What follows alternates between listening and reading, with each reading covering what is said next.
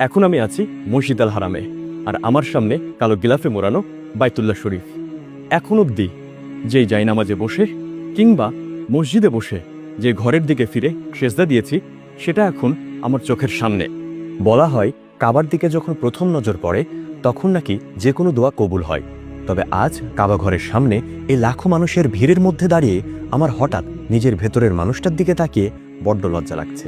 আমরা এখানে আসি, আল্লাহর ঘর দেখি, আল্লাহর কাছে হাত তুলি, কিন্তু আমাদের এই ফরিয়াদের মাঝে, আমাদের এই চাওয়ার মাঝে আদৌ কতটুকু আন্তরিকতা আছে? আমরা কি আল্লাহর ঘরের সামনে দাঁড়িয়ে আমাদের ভেতরের লোভ, ক্ষোভ, হিংসা আর অহংকারটা ভাঙতে পারি? আমরা হাত তুলে আল্লাহর কাছে কত কি চাই।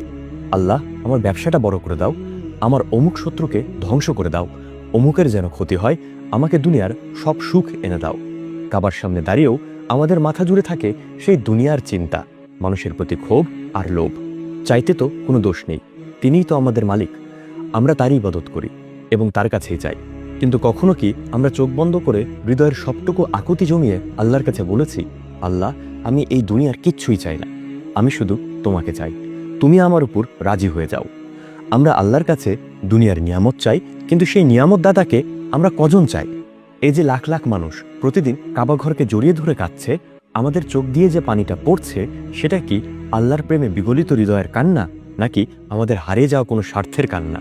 কাবার এই দৃশ্য তো আমাদের হৃদয়কে নরম করার কথা ছিল, অহংকার ধুলোয় মিশিয়ে দেওয়ার কথা ছিল। কিন্তু আফসোস, আমরা মক্কা থেকে ফিরে গিয়েও সে আগের মানুষটাই থেকে যায়। সেই গীবত, সেই পরনিন্দা, সেই মানুষকে ঠকানো, সেই অহংকার। হজের সফর আমাদের মাঝে কোনো পরিবর্তনই আনতে পারে না।